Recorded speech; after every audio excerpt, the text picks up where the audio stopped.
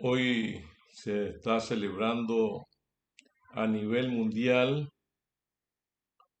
el evento trascendental que marcó el rumbo de la historia.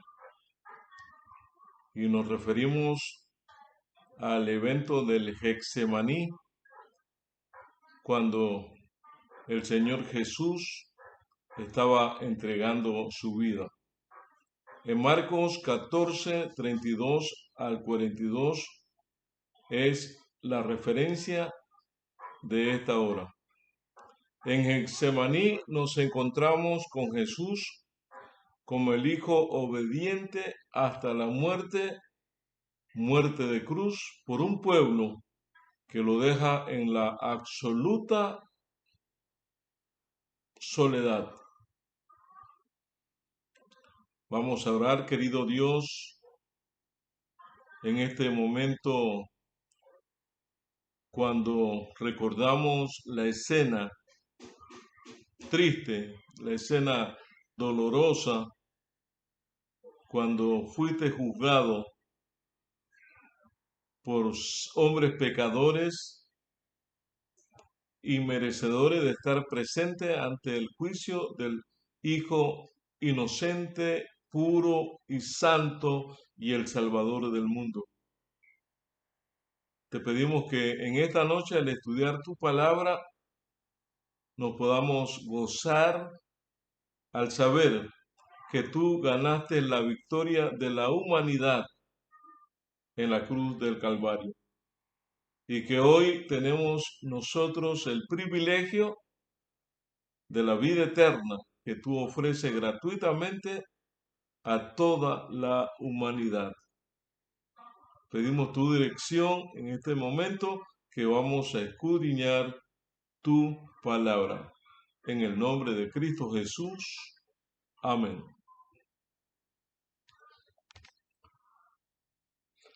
El propósito es que usted pueda identificarse con los discípulos de Jesús.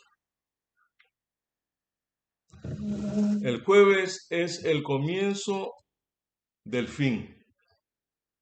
Al salir, el versículo 15 de Marcos 14, del aposento alto ya dispuesto, donde tomaban la cena, Jesús vino. Jesús y sus discípulos se enfrentaban a la escena final, que comienza y que les lleva al sufrimiento de la cruz. Difícilmente hubieran podido encontrar un sitio más adecuado. Getsemaní, que significa molino de aceite, era un pequeño jardín de olivos donde Jesús acostumbraba a meditar y que hoy se convierte en el lugar de encuentro con la voluntad de Dios. ¿Cuáles son los puntos a desarrollar? En el Getsemaní encontramos al Jesús hombre que se enfrenta a la exigencia terrible de Dios. Al llegar al jardín, el Señor divide a sus discípulos en dos grupos. Por un lado están Pedro, Juan y Jacobo, quien siempre le acompañaban en los momentos más difíciles y les insta a orar. Por otro, están el resto de los discípulos.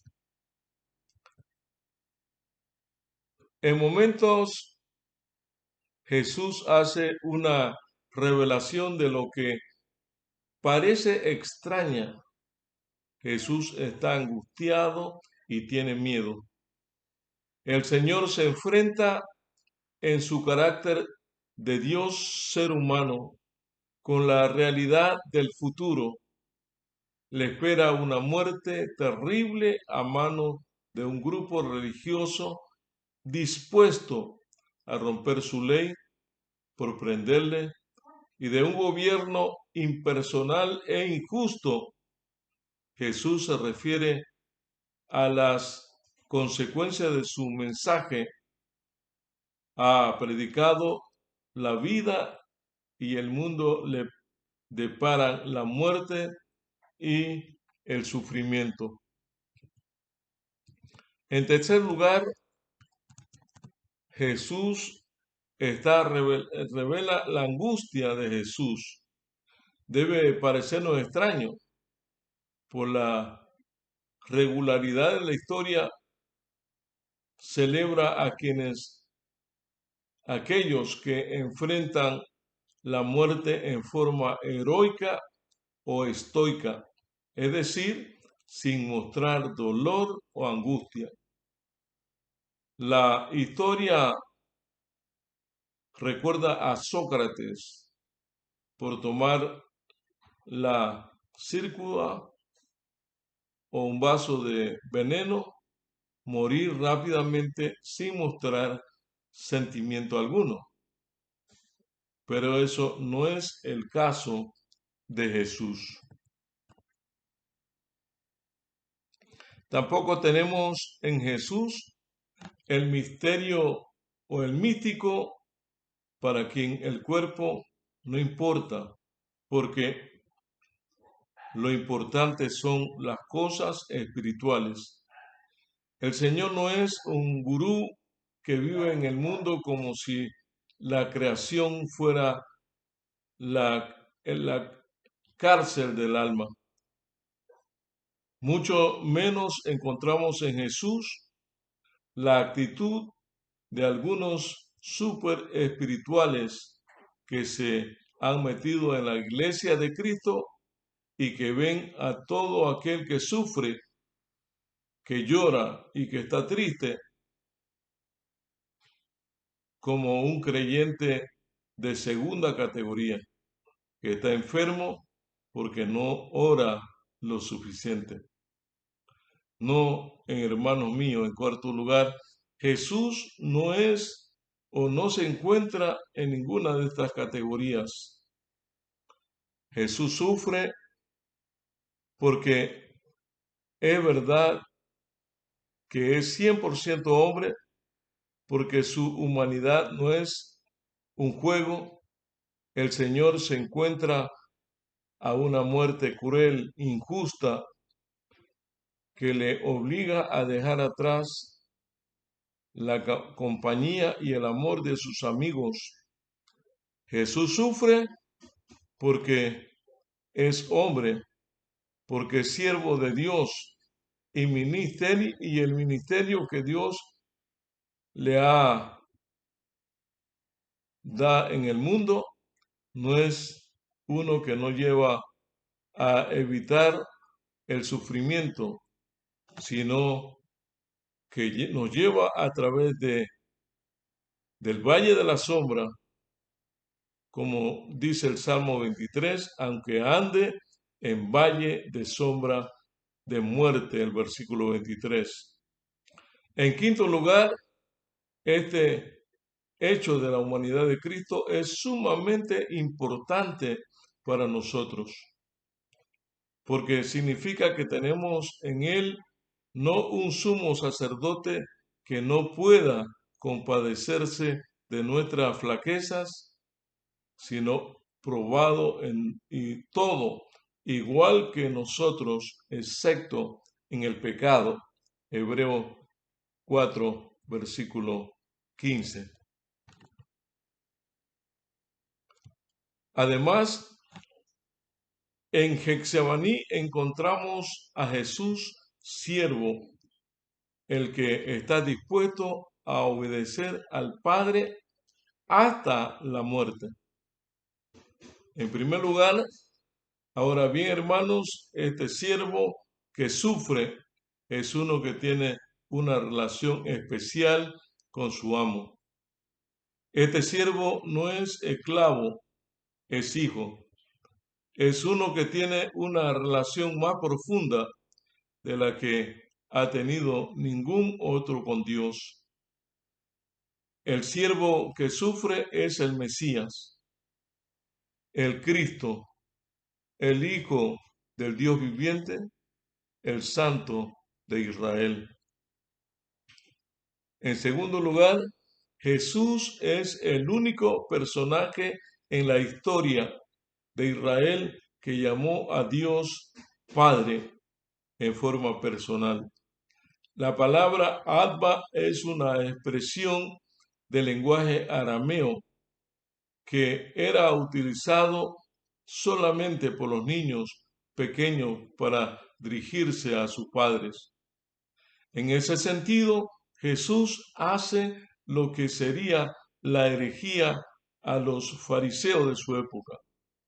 Jesús llama a Dios papi o papito, algo que no había hecho ningún otro personaje en la historia de Israel, donde Dios aparece como el Padre del pueblo en su totalidad. En tercer lugar, este es el hombre con una relación especial con Dios, el que se enfrenta con la copa amarga, copa que no era otra cosa que el destino que Dios le tenía deparado para el futuro. Esto es importante. No es un destino preparado por los hombres, por las instituciones o poderes de su época. Nadie le quita la vida, Él la da voluntariamente, expresa el libro de Juan 10:18.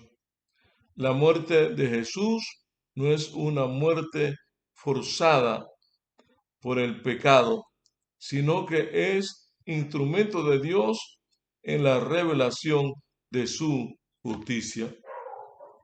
En cuarto lugar, este es el sentido importante del uso de la palabra copa y de la frase la hora señalada. Los judíos utilizaban estas frases para hablar del tiempo futuro en el cual el Dios del reino o el reino de Dios se haría una realidad para todo el pueblo. Con la palabra copa se hablaba del momento en que la salvación llegaría a todo el mundo en la manifestación del momento de Dios. En quinto lugar, en este sentido vemos claro el motivo de la obediencia del Hijo de Dios. Jesús obedeció la exigencia de Dios porque su muerte sería instrumento, camino, puente por el cual llegaría la manifestación o la gloriosa y poderosa del reino de Dios para todo el mundo.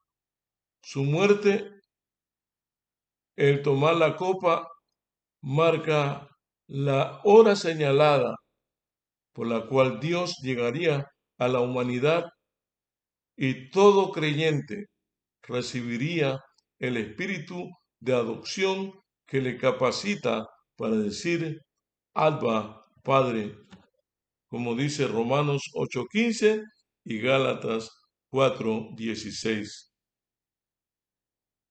En el Getsemaní vemos a Jesús dispuesto a sufrir por el pueblo pecador que lo deja solo.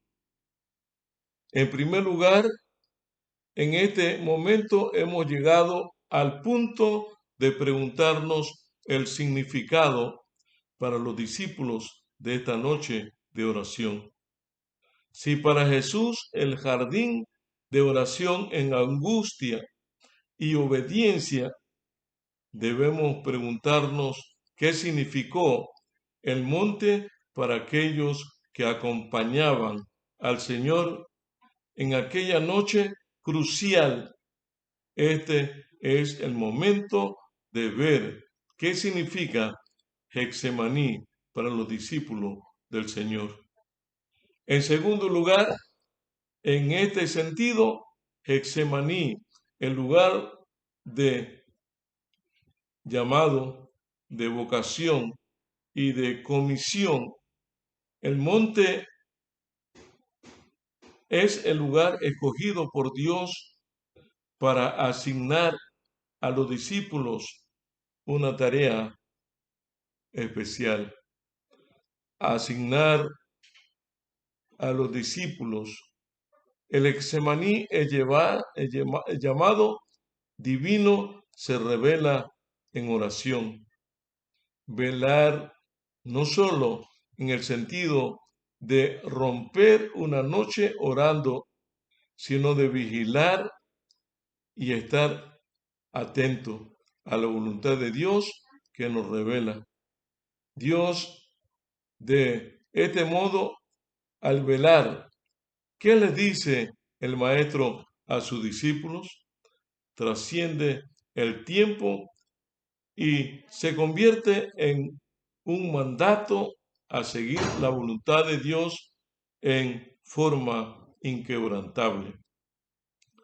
Pero si bien por un lado Hexemaní es lugar de llamado y comisión, por otro lado el monte es también lugar de flaqueza, flaqueza que se expresa en el sueño, en la dejadez, en la ceguera, ante la llegada de los acontecimientos que se temían.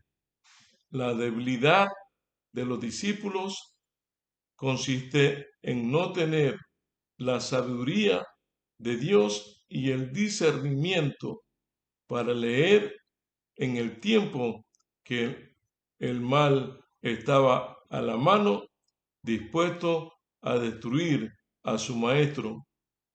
La debilidad de la carne no consiste solo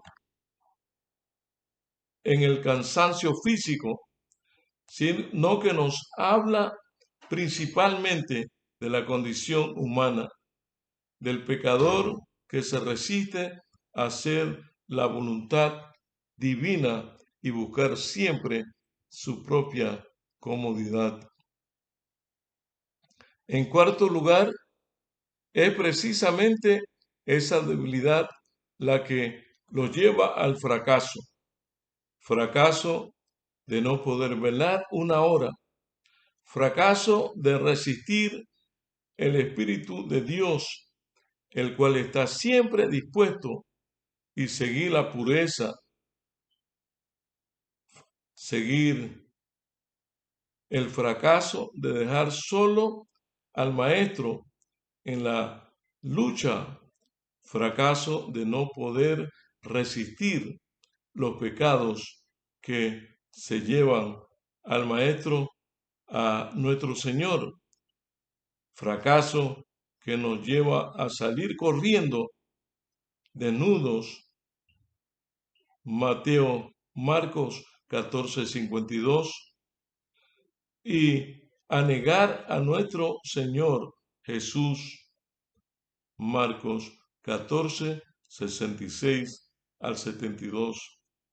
Hexemaní es el gran lugar donde todos abandonamos a Jesús, donde todos le fallamos y le dejamos absolutamente solo, luchando contra el pecado por nosotros. Como iglesia, el Señor que se da por nosotros nos llama a revelar en oración por un mundo que se pierde. Somos con quien único que el Salvador cuenta a su lado en esta lucha contra los elementos del mundo. Pudiera usar sus ángeles, legiones de ángeles, con solo una palabra suya, empero nos llama, nos ha escogido a nosotros como mensajeros suyos. El Señor cuenta con nosotros y sin embargo Hoy le hemos fallado, le hemos dejado solo.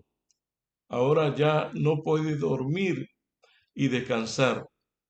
Basta ya, llegó la hora. Mirad que el Hijo del Hombre va a ser entregado en manos de los pecadores, dice el versículo 41. Cuán interesante es este momento, e importante y crucial para todo el mundo, para toda la especie humana. Gracias a esa resistencia, a ese heroísmo, a ese valor, a esa fidelidad a su Padre, hoy el mundo puede tener la esperanza de la salvación, del perdón de los pecados y de una nueva vida en Cristo Jesús. Por lo tanto, hermanos, oremos para agradecer a Dios por todo lo que Él ha hecho por nosotros sin merecerlo.